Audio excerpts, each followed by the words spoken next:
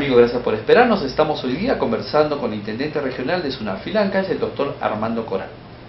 Doctor, algo que es importante diferenciar y a veces nos causa mucha confusión, no solamente los empleados, los empleadores también, es el tema de los recibos honorarios. ¿En qué casos el empleado tiene que estar bajo una modalidad de contrato y en qué casos puede generar un recibo por honorarios? Bueno, hablamos del empleador, ¿no es cierto? Un poco no te tengo claro. Claro, o sea, en ambos casos, o sea, ¿en qué casos, si vamos siendo un tema de derechos, por ejemplo, y soy un trabajador, ¿no? Y yo trabajo para alguien y el empleador me dice, oye, dame tu recibo por honorarios, ¿no? Entonces yo, ¿en qué casos realmente me merezco un contrato? ¿O en qué casos sí realmente doy un recibo por honorarios? O sea, ¿cuál es la división de uno con respecto al otro? Todo surge del contrato de trabajo. Todo surge de la forma del contrato de trabajo. Si el contrato de trabajo es a plazo fijo y es por la modalidad de servicio, entonces corresponde otorgar los recibos por ese servicio, por servicios no personales, ¿cierto? Pero si es en otra modalidad, si este trabajador ya es nombrado, ya no es contratado a plazo fijo, ya tiene una estabilidad laboral, entonces ya corresponde estar en planillas, ¿no? Ya corresponde estar en planillas y el pago es a través de como consecuencia de eso, ¿no? De estar en planillas, y ya le otorgan pues lo que se llama la wincha o la tabla de pagos o cosas así. Ahora, ¿no va ligado al tema de dependencia laboral? Yo tenía entendido que uno emite recibo por honorario si no hay dependencia laboral. Sí. Basta que haya independencia laboral, Sí. ya no debería emitir Claro, recibo por honorario. por eso le digo, cuando el contrato es a plazo fijo, es por servicios no personales, o sea, no está ligado, simplemente presta el servicio por un plazo determinado sin estar ligado, entonces termina el trabajo, no está ligado, simplemente se va. Pero si yo tengo una hora de ingreso, tengo una hora de salida, ya hay dependencia. Ya hay dependencia. Ahí ya no puede haber un recibo por honorario. Ya es un trabajador nombrado y es un trabajador estable. Claro. O debería estar nombrado, o debería tener un contrato, ¿no? Eso es lo que queremos. ¿No es cierto? Ahora, hoy en día los recibos honorarios, por ejemplo, ya son electrónicos. Entonces, mirando nuestra realidad, yo contrato un obrero que me va a levantar una pared, ¿no es cierto? Y obviamente como empresa tengo que justificar esos egresos. ¿Usted cree que este señor, que de repente pudo haber terminado o no el colegio, va a tener la capacidad de ir a generar su recibo por honorario, su clave SOL, emitir? O sea, ¿no es informalidad? ¿No es que el Estado nos está poniendo más informalidad todavía en ese aspecto, o esas trabas? Bueno, la preocupación resulta pertinente, pero en toda oficina del Estado, Eduardo, siempre hay una localidad, una oficinita de atención al público. Así como existe en Sunafil, existe también en Sunat, ¿cierto? En donde los que ignoramos, los que no conocemos los mecanismos, podamos acercarnos, y es la oficina de atención al cliente. Entonces ellos tienen la obligación de asesorarlo rápidamente en esas cosas, y creo que muchas cosas son elementales. No se necesita mayor instrucción, simplemente acercarse con el RUC, algunas indicaciones de carácter técnico, de carácter numérico, y el mismo sistema lo acomoda, ¿cierto? Pero lo que vamos a eso, ¿no? ¿Qué pasa? Que alguien no conozca conducirse. Este señor nunca agarró una computadora, probablemente. Pero ¿qué va a pasar? Sí, pues, sí, me amparo en la oficina de atención al público. Esa oficina de atención al público le brindará los elementos de juicio, o eventualmente le dirá, pues de repente, contrata a tu abogado o contrata a tu contador, o sea, pero ya quedamos en otro problema, en otro lado, que no quise tocarlo, ¿no? Claro. Pero la solución estaría allí. Claro. Pero cuando se trata del trabajador, lo atienden rápidamente en SUNAT, en la oficina del Mi consumidor. pregunta va justamente por uno de los criterios básicos que usted nos ha mencionado, que es la formalización de las empresas, ¿no?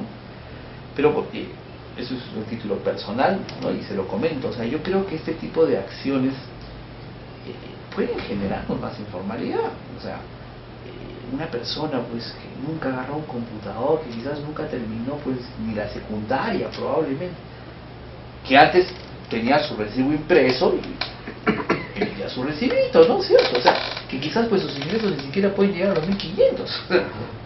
O sea, son trabajos muy eventuales. Y es bien difícil que contrate un contador o abogado para eso. Entonces, ¿no? hoy decirle, anda a la SUNAT, para empezar uno va a la SUNAT, las colas son inmensas, no te atienden, o sea, es la realidad, ¿no? Le comento esto porque es la realidad. Y no solo de Huaraz, o sea, le comento esto a nivel general, o sea, ¿estas medidas no son contraproducentes? Yo concuerdo con usted, Eduardo. Claro, un trabajador que no conozca, un trabajador que, porque las cosas son así, ignora, entonces ese trabajador va a ser acogido, es acogido por la SUNAT. En el caso de SUNAFIL, con mayor razón, nosotros sí los acogemos, nosotros los vamos a asesorar. En toda oficina pública ahora existe, ¿no?, la protección del consumidor, asesoría al cliente, una cosa así, ¿no? Vemos en los bancos, vemos en los ministerios, que hay alguien quien lo asesore a quien no sabe. Esto es una facilidad para quienes todavía no conocen los elementales mecanismos de contribuyente. Perfecto. Otro tema que también es bastante controversial es que los famosos sueldos mínimos. Muchas veces el incremento de los sueldos mínimos no se dan por temas técnicos, sino se dan más por temas políticos. Eso afecta el tema laboral, el tema empresarial. ¿Qué opina usted al respecto? Sí, Eduardo, dependiendo de la óptica, pues, pero yo también concuerdo de que el régimen imperante maneja esto, pues es cierto, maneja esto, y esperemos que no sea así. Esperemos más bien que los criterios estadísticos, que los criterios técnicos sean los que propongan, pues, ¿no?, que es el momento de que se incremente el sueldo mínimo, con la finalidad de alcanzar facilidades económicas a los trabajadores, y que estos a su vez respondan a esa misma necesidad, ¿no es cierto?, y que no estemos o no estén sometidos a los intereses de ciertas particularidades políticas, y en este caso creo que no existe. Perfecto. ¿Cuáles son los criterios que se deben de evaluar para analizar el sueldo mínimo? Definitivamente los criterios son de carácter social. Definitivamente son de carácter social. El criterio es si alcanza o no alcanza para cubrir la canasta familiar, si no alcanza o no alcanza para cubrir las necesidades básicas del trabajador, de su familia. Yo lo digo con mucha preocupación, pues, que sueldo mínimo ni sueldo mínimo, lamentablemente el dinero no alcanza, ¿no? Eso va a ser la preocupación constante, ya del padre de familia, ya del empleador y ya del Estado también. Es la preocupación social que nunca va a dejar de tener una solución, un alivio al 100%. Esto será un paliativo de carácter social siempre. Perfecto. Ahora, hay un régimen que son las pequeñas y medianas empresas, creo, que no les dan todos los derechos laborales, ¿no? Es decir, creo que son solo 15 días de vacaciones, creo que no tienen gratificaciones, ¿estoy lo correcto? ¿O es mínimo, no? Sí, sí.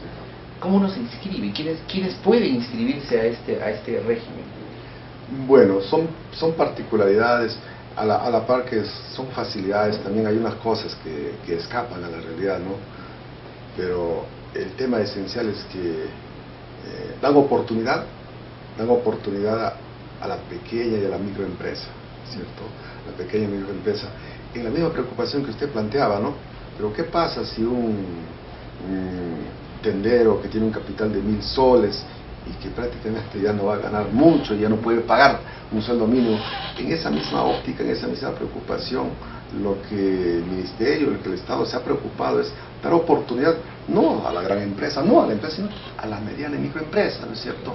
Y con la sana intención de que la empresa, como que es una persona jurídica, crece y está llamada a crecer, y que en el futuro sí, entonces, escapando a ciertas dificultades que ahora confrontan, ya puede ser una empresa. Toda empresa, Eduardo, está llamada a desarrollarse, ¿no es cierto? Es lo ideal. Una microempresa no debe nacer microempresa y morir microempresa. No, señor. Se estima de que se va a desarrollar cierta actividad, se va a ganar cierto capital, se va a incrementar cierto desarrollo económico. Entonces, si esto es cierto, ese aspecto que de pronto usted mencionaba, no otorgan las vacaciones, pero en eso es transitorio. La preocupación es que todos alcancemos a ser empresarios, aunque sea en mínima expresión, pero tendientes a superar, tendientes a desarrollar, que es beneficioso para ellos y tanto para la empresa como para el Estado. Así es, ¿no? A medida que van creciendo, va creciendo el Estado también. Doctor, realmente ha sido un gusto conversar con usted y yo espero que no sea la primera ni la última vez. Lo vamos a volver a invitar, ¿no? A medida que Sunalfil pues se vaya haciendo más presente, sí, y a medida que vayamos pues viendo algunos resultados positivos al respecto. No sé si tiene algunas palabras finales antes de despedir el programa. Sí, Eduardo, gracias. Y yo le reitero, le exhorto, le pido de que, como usted dice, no sea la primera vez. La docencia nos va a llamar a que volvamos una y otra vez a reincidir, a machacar los principios que gobiernan las tareas de Sunalfil: enseñanza, conocimiento de los derechos y las obligaciones de los trabajadores, buscando la formalidad de toda forma, avanzar aunque sea un paso en este día, otro paso mañana. Así es, el desarrollo de la dialéctica no es pues de un día para mañana. Lo que nosotros sí queremos dejar bien claro, la piedra de toque, la piedra esencial, poner los cimientos para que los que vengan sigan desarrollando. En esta eventualidad, Eduardo, también utilizo este medio tan importante de prestar conocimiento, de prestar facilidades de conocimiento de esta situación de las relaciones laborales que ustedes se han empeñado en hacer conocer a la sociedad. Lo felicito desde ya, pero también, felicitándolo sobremanera, paso a llamar a través de tu medio, paso a llamar a los trabajadores, a invitarles a que vengan a Sunalfil Ancash, para que conozcan sus derechos, para que conozcan sus obligaciones. Este llamado también repercute a los propios empleadores, que muchos de ellos son hombres de buena fe, hombres voluntariosos, que quisieran trabajar con esa gran masa laboral, que saben que la ganancia no escapa, que no es más arriba del 20% de las ganancias, y que son conscientes que trabajando de esa forma ellos pueden seguir desarrollándose. Son conscientes, pero son conscientes también que de pronto no existe un especialista como existe en Sunalfil, que no existe un profesional, que existe un abogado pero que de pronto le cobra mucho o que no les enseña nada. Entonces, estas circunstancias son asumidas por Sunalfil, reiterando, sin ningún tipo de compromiso.